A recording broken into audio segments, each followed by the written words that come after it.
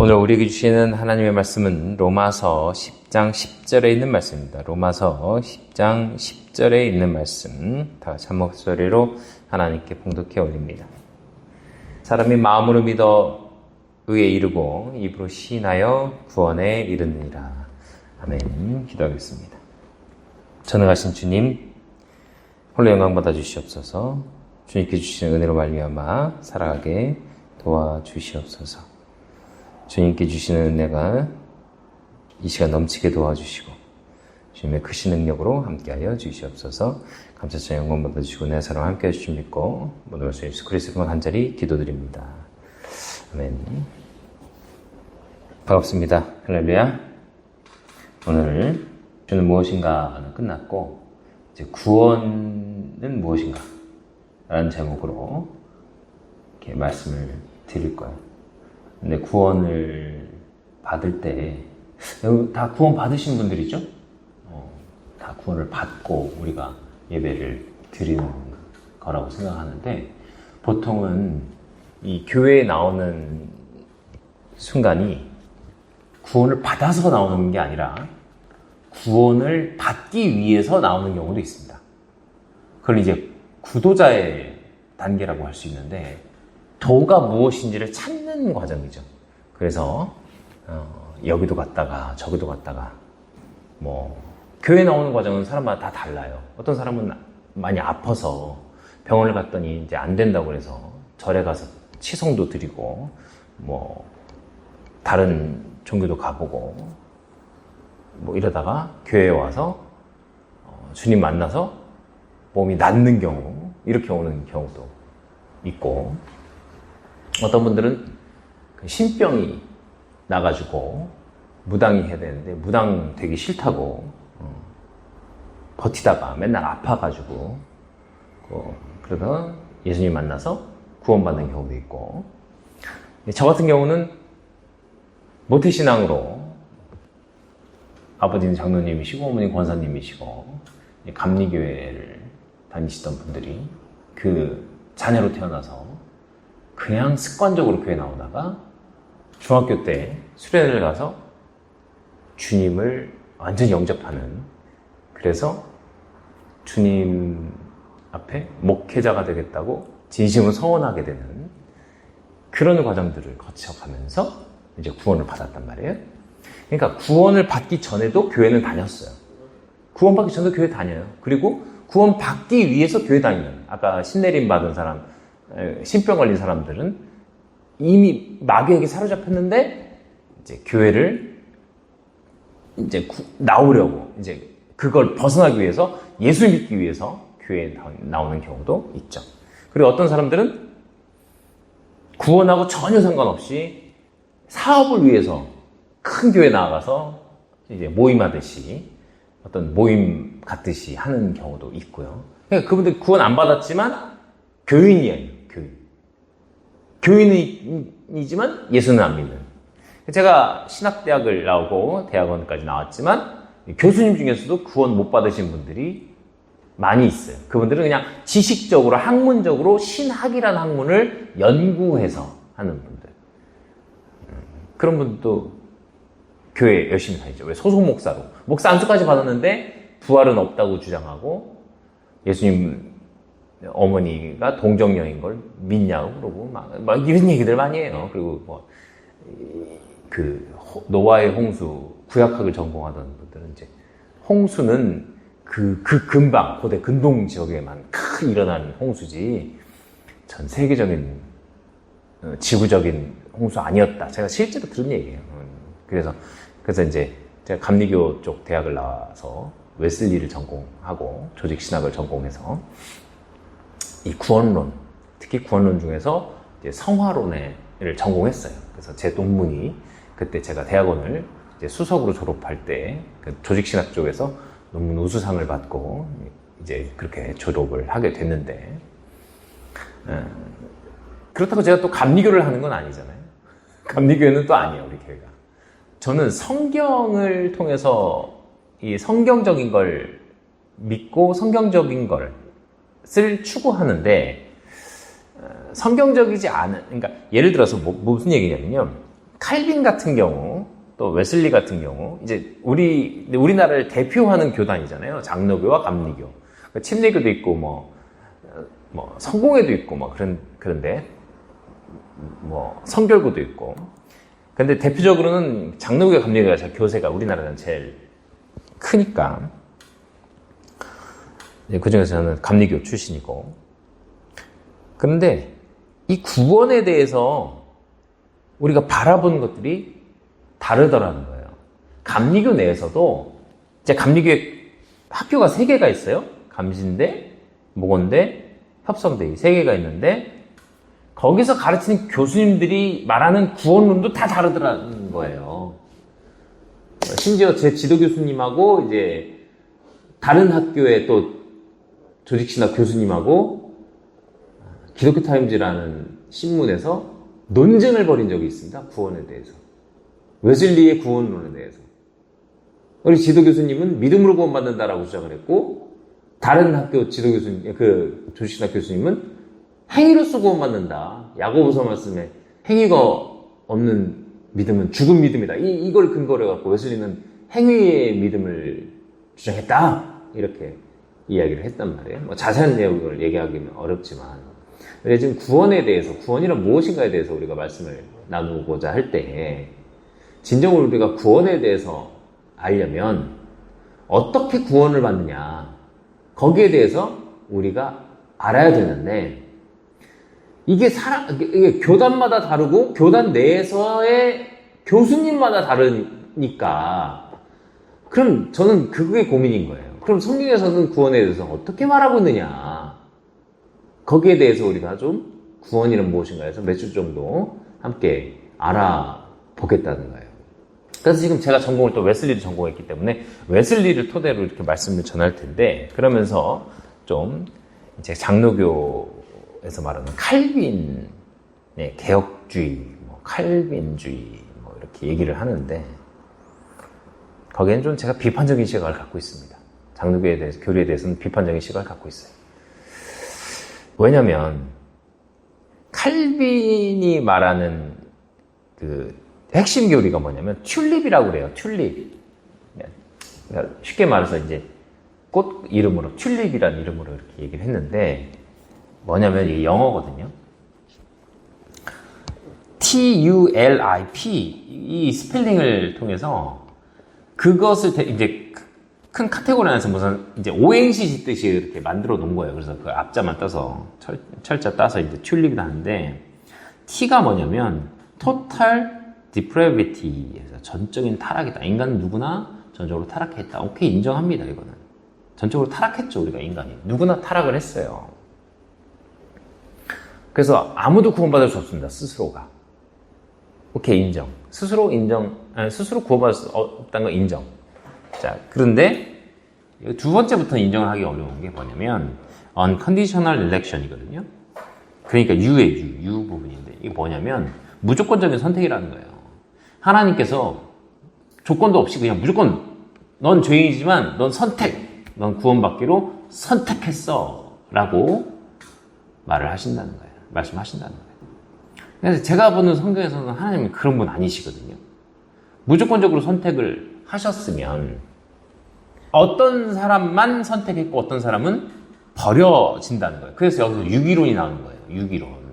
버려진다. 그럼 하나님의 선택 때문에 내가 태어났고, 만세전부터 내가 태어나기로 작정이 돼 있어서 태어났고, 그 태어난 내가 구원받을지 안 받을지 하나님께 결정하셨고, 내가 뭔 짓을 해도 난 유기된 자라면 지옥에 가고, 선택받은 자는 뭔 짓을 해도 천국에 가고. 이게 이제 unconditional election이라고, 무조건적 선택이라는 거예요. 그 다음에 limited atonement라고 해서, 이거 L에 해당하는 건데, 이건 제한 속죄라는 건데, 뭐냐면 예수님께서 십자가에다 돌아가신 게 모두를 위해서가 아니라 속죄받을 사람 정해져 있다는 거예요. 제한적으로 속죄받았다는 거예요. 제한적으로 구원받았다는 거예요. 저는 이걸 인정할 수가 없다는 거예요. 이거를 누구나 주님만 믿으면 구원받을 수 있습니다. 그 어떤 사람도. 악인조차도 예수님께서 십자가에 돌아가실 때 양옆에 있던 강도 중에 한 명은 예수님을 비난하죠. 네가 메시아라면 우리를 내려오게 해라. 그런데 한 강도는 그렇게 얘기 안 하죠. 그 강도가 십자가 달려 죽기 일부 직전에 주님께 한 말. 그 강도는 주님 나를 임할 때 나를 기억해달라고 얘기하는데 예수님께서 그에게 뭐라고 하세요? 오늘 네가 나와 낙원에 있으리라. 그럼 그 강도는 예수님 만나서 거기서 구원받기로 정해져 있었기 때문에 십자가에 달려 죽고 예수님 거기서 마침 만나서 구원받기로 만세전부터 정해져 있는 인간이다. 이렇게 얘기를 한단 말이에요. 그리고 다른 한 강도는 원래부터 유기된 자고 버림받을 수밖에 없는 자. 그건 어떻게 해도 안 된다. 만약에 이 왼쪽에 그 다른 강도, 원래 구원받은 낙원에 가게 된 강도가 아닌 다른 강도가 이 얘기를 했어도 그럼 그 유기된 자냐? 이렇게 의문을 제기할 수 있지만 이렇게 칼빈주의자들은 아니다. 그 사람이니까, 구원받은 사람이니까 그렇게 얘기한 거다라고 얘기를 한단 말이에요. 인정하기가 좀 어려운 이야기들입니다. 그리고 I에 해당하는 건 irresistible grace. 뭐냐면 불강력적 은혜다. 이거는 거부할 수 없다는 거예요. 우리가 인간이 거부할 수가 없는 은혜다. 불강력적이다. 자, 제가 성경을 통해서 봤을 때 이 불강력적 은혜, 거부할 수 없는 은혜라고 하는데 인간이 하나님의 은혜를 거부한 게 있을까요? 없을까요? 있어요. 있습니다. 네? 사명하고는 달라요. 사명은 거부해도 그 사명은 내가 감당해야 돼. 그 대표적으로 모세고 요나고 기드온이고 그런 사람들은 많아요. 불강력적으로 사명을 감당하게끔 하는 사도 바울도 그렇고. 자, 구원이에요. 지금 구원에 대한 이야기예요. 이 출애굽 구원에 대한 얘기입니다. 불강력적 은혜를 받아서 내가 구원에 이르를 수밖에 없다. 그러니까 나는 안 구원받고 싶은데도 구원받게 되는 일을 이야기하는 건데, 자, 구원받아야 되는데 구원받기로 정해지고 심지어 제자로 나를 따르라까지 얘기를 들었는데도 거부한 사람이 있었죠. 부자 청년, 이름 없는 부자 청년. 예수님께서 그 부자에게 네 모든 재산을 가난한 자들에게 주고 너는 나를 따르라. 자, 나를 따르라고 한 사람이 13명이에요, 원래. 예수님이 12제자 플러스 한 명 더. 누구? 부자 청년. 이름도 몰라. 그런데 그 사람이 어떻게 해요? 자기 재산을 다 남한테 주라고 하는 말을 듣고 근심하며 돌아갔어요. 그래서 예수님께서 하신 유명한 말씀, 부자가 천국에 가는 게 얼마나 어려운지 낙타가 바늘기 들어가는 것보다 어렵다. 그 말씀을 거기서 말씀하신 겁니다. 그러니까 예수님의 제자가 됐다고 구원받는 건 아니지만 심지어 그 예수님 제자의 사명을 받았는데도 불강력적 은혜를 받았는데 거부했어요? 안 했어요? 거부했잖아요. 그러니까 너무 틀린 게 많다는 거야. 아담과 하와를 만드셨을 때 하나님께서 만세 전부터 아담과 하와를 만드시려고 작정하시고 만드셨는데 그들이 결국 어떻게 돼요? 타락하잖아요. 선악과를 따먹고 타락한단 말이에요. 그러면 타락도 정해진 것이냐, 정해지지 않은 것이냐. 제가 제가 도저히 이해가 안 돼서 이제 개혁주의를 하는 사람들한테 이거 물어보면 대답도 못하면서 믿음 없는 자라는 소리를 제가 몇 번 들었어요. 몰라요. 이거에 대해서 전 정말 궁금하거든요. 저는 그걸 믿지 않죠. 이 교리를 믿지 않지만 그래도 이것이 맞을 수도 있으니까 어쨌든 칼빈이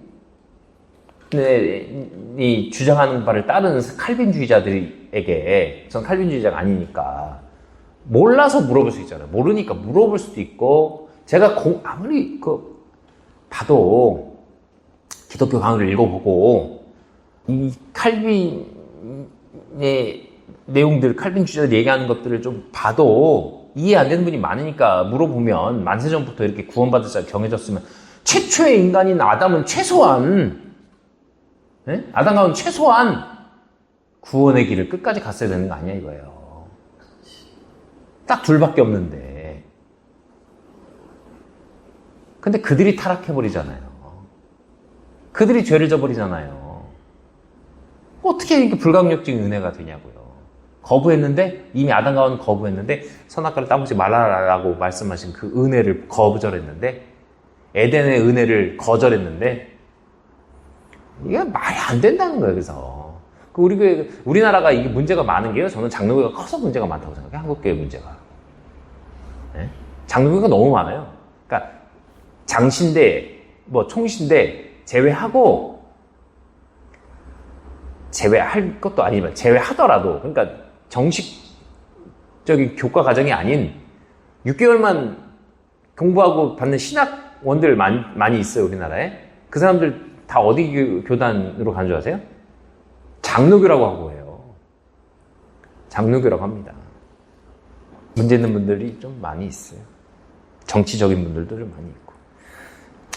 물론 감리교 목사, 침례교 목사들 중에 아닌 사람 요즘 많이 없긴 한데 아닌 분들도 많이 있겠죠. 근데 이제 문제는 뭐냐면 이 칼빈주의를 신봉해서 성경하고 다른 부분이 있다 하더라도 이 성경이 아니라 예수님의 말씀이 아니라 이걸 더 추종한다는 거예요. 이게 뭐가 같냐면요. 카톨릭하고 같아요. 카톨릭은 성경보다 전통을 우선시합니다. 성경에서 다른 내용이 있어도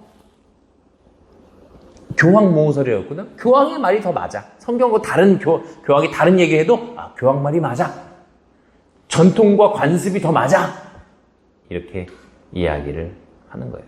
그러니까 카톨릭도 되게 정치적이죠? 되게 정치적이에요. 진보적이고. 여러분 생각해보세요. 원래 진보적인 게 누구예요? 원래 교회가, 개혁교회, 여기가 더 진보적입니다. 왠지 아세요? 원래는 누가 기득권이었어요? 원래는 누가 기득권이에요? 카톨릭, 교황을 위주로 한 카톨릭이 원래 기득권이었기 때문에 거기서 종교개혁을 일으켜서 나온 사람이 누구예요? 마틴 루터. 우리나라는 또 마틴 루터 교회가 많이 없어요. 어쨌든 마틴 루터, 쯔빙글리, 칼빈 이런 사람들이 종교개혁을 일으켰잖아요. 웨슬리는 조금 다릅니다. 한 200년 뒤에 성공회에서 막 성령 체험하고 막 이래서 성공 쪽 영국 성공회가 이미 있는 상태에서 한 사람이 웨슬리고. 어쨌든 누가 진보적인 거예요? 원래 기득권은 카톨릭이었고 거기서 개혁을 한 사람들이 개신교 이 사람들이란 말이에요. 그런데 지금 우리나라는 누가 보수적이고 누가 진보적이에요? 그러니까 보편적으로 교회가 기득권을 갖고 있는 사회가 됐다는 거예요. 그리고 카톨릭도 되게 정치적이고 진보적인 정치를 할 거예요. 그러니까 지지하는 세가 확실하게 뚜렷하게 구별된 거예요. 그러니까 우리나라가 그게 문제가 되는 거예요. 종교가 정치하고 너무 밀접하게 돼 있으면서 정치적인 얘기들을 교단에서, 교회에서 하고 있다는 거예요. 저 지금 교리적인 얘기하고 있는 거예요. 정치적인 얘기하는 게 아니라. 그냥 사회 현상을 얘기하는 것 뿐이고 누가 잘했다 잘못했다를 떠나서 전 교리적으로 이 장로교의 교리가 잘못됐다는 걸 얘기하고 싶은 거예요. 칼빈의 교리에 맞지 않다. 이걸 웨슬리도 비판을 하거든요. 웨슬리 교리는 다 맞냐? 그렇게 물어보면 또 제가 100% 맞다고 말하기도 어렵지만 전 성경적으로 성경에 근거해서 이야기를 하고 싶다는 거예요. 그래서 예수님 말씀이 저한테는 제 첫 번째예요. 제 첫 번째. 칼빈의 얘기도 아니고 웨슬리 얘기도 아니고 누구의 교리도 아니고 칼바르트의 교리도 아니고 제 기호 교수님의 얘기도 아니고 저는 예수님, 성경에서 말씀하고 있는 예수님 그리고 하나님 말씀을 받아 쓴 사도 바울이 가장 중요한 것이다 생각을 한다는 거예요. 그래서 그걸 통해서 구원에 대해서 얘기해 보겠다는 거예요. 그리고 아까 칼빈 튤립에서 마지막은 그렇게 중요한 얘기는 아닌데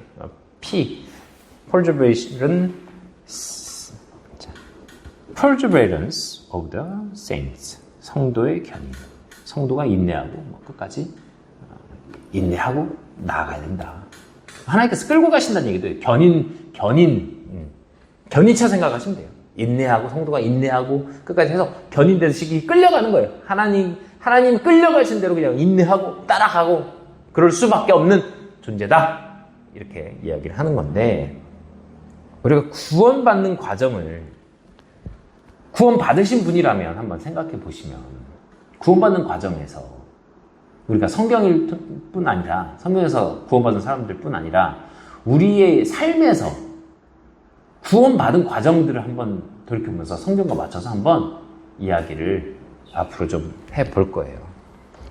그런데 가장 중요한 말씀, 오늘 우리가 읽은 말씀이에요. 사람이 마음으로 믿어 의에 이르고 입으로 시인하여 구원에 이르느니라. 이렇게 한 거예요. 그러니까 뭐냐면 이 칼빈은 하나님의 절대 주권을 너무 강조한 나머지 인간이 마음으로 믿고 입으로 시인하는 것조차 하나님께서 하신 거라는 거예요. 인간의 행위가 1도 들어가면 안 된다 이렇게 생각을 한다는 거예요. 그런데 물론 하나님께서 주시는 그 은혜로서 우리가 하는 것이지만 내가 마음에 믿고 입으로 시인한 것 그것이 내 의지가 1도 들어가지 않을까?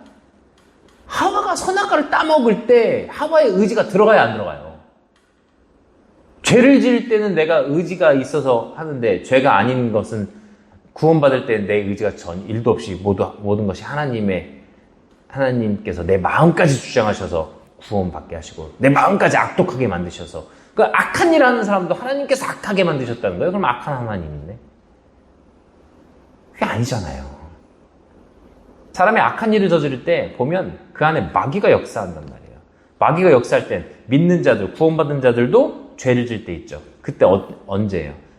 그 사람에게 고난과 역경과 죄된 마음이 드는 때가 언제냐면 하나님께서 울타리를 두르셔서 마귀를 막고 계시던 그 울타리를 허용하셨을 때거든요. 허용. 악한 것은 누가 하는 거예요? 마귀가 하는 거예요. 나에게 고난이 있다는 건 누가 하는 거예요? 하나님보다는 마귀가 주는 거야. 하나님이 너 테스트하려고 고난을 주겠다. 물론 하나님의 연단과 테스트가 있지만 그 연단 동안 그 연단 받을 동안 하나님께서 연단하고 고통받게 하고 이런 분이 아니라 연단 받을 수 있도록 허용해 주시는 거라고요. 허용. 네. 지키고 보호해 주시는 걸 잠깐 풀어주시는 거라고. 그런 순간에 그러니까 하나님께서 나에게 고통을 주신다라고 이렇게 칼빈처럼 주의가 버리면 그렇게 얘기가 된다니까요. 이 고난 다 하나님께서 주시는 거야. 내가 이겨내야 돼. 이겨낼 수 있는 힘을 주시는 게 하나님이신 거예요. 고난을 주시는 게 하나님이 아니라 고난을 주는 것 하나님께서 고난이 오는 것을 막아주시기도 하는데 그 막는 것을 잠깐 푸셨을 때 그 고난이 다가왔을 때 이게 힘을 주시는 게 하나님이시라고요. 고난을 주시는 분이 아니라. 고난은 언제 오는 줄 아세요? 내가 죄졌을 때 오는 거예요. 100%는 아니에요. 항상 그런 건 아니에요. 그런데 우리가 죄는 무엇인가 다윗을 보면서 우리가 알 수 있잖아요. 다윗은 평안할 때가 언제? 평안할 때. 하나님 잘 섬기고 잘 믿을 때 평안해요. 근데 그 평안할 때 죄를 지니까 바로 고난이 와요. 왜? 하나님께서 죄인과 함께 하시기 어렵거든요. 그러니까 내가 고난이 왔다고 할 때 내가 죄를 졌나도 한번 생각해 봐야 되는 거예요. 많은 부분 그런 부분이 있거든요. 내가 죄를 졌을 때 저는 잘못한 거 없이 죄 하나도 안 졌는데 저한테 고난이 왔어요. 그건 하나님께서 그를 단련시키기 위해서. 그러니까 다르거든요. 때마다 다르고 시마다 다르지만 이게 무조건적으로 하나님이 다 고난 주시고 이거 그렇게 된다니까요. 칼빈의 이 튤립의 교리, 칼빈의 교리, 하나님 절대 주권. 너 고난 받고 구원 못 받고 버려지고 이렇게 하는 건 다 너가 잘했든 잘못했든 하나님께서 너한테 그러신 거야. 야, 이거 악한 하나님이 되는 거라니까요. 응? 나 아무것도 안 했는데 아무 짓도 안 했는데 내가 어떻게 된다고요? 내가 고난받아야 되고 내가 괴롭힘 받아야 되고 내가 그런 상황이 된다는 거예요. 누가 주신다고? 그거를 하나님이 주신대. 아니거든요. 아니에요. 죄는요, 그 마음 가운데 마귀의 역사가 없으면 죄 못 지어요. 그러면은 지금 신천지가 50만이고 뭐 안상중인회가 뭐 한 60만이고 통일교가 전 세계적으로 뭐 100만이 넘고 200만이 되고, 자 그럼 다 하나님께서 다 그렇게 너는 거기 사이비 종교에 세뇌당하고 속아라 이렇게 하신다는 거예요? 아니면 아예 거기는 유기된 자니까 나는 신경 안 쓴다 그러신다는 거예요? 그러니까 이거 구원에 대해서 생각할 때 우리가 하나님의 인도하심과 역사하심과 하나님의 은혜를 잘못 생각하면 이 칼빈처럼 생각하게 된다는 거예요. 이 칼빈주의자들처럼 생각하게 된다는 거예요. 그래서 이중 예정설이 되는 거죠. 구원받은 사람 다 예정돼 있다. 그러면 뭐하러 전도를 해? 다 예정돼 있는데. 그럼 전도할 때도 이렇게 얘기해요. 누가 구원받을지 우리는 모르기 때문에, 누가 예정받은 자인지 모르기 때문에 우리는 전도한다. 예정돼 있으면 전도 안 해도 예정돼 있으면 되는 거지. 구원 받는 거지. 그럼 가만히 있어도 되지. 이걸 얘기하는 교단이 우리나라에서는 제일 큰 교단이에요. 그래서 안타까워. 저는 좀 안타까워요. 그러니까 구원에 대해서 우리가 좀 더 이제 다음 주부터 계속 알아볼 텐데, 구원에 대해서 우리가 진정으로 한번 생각해보는 시간 됐으면 좋겠습니다. 내가 받은 구원. 다 구원 받으신 분들이죠? 구원에 대해 의심 되시나요? 구원 받으셨죠? 아멘.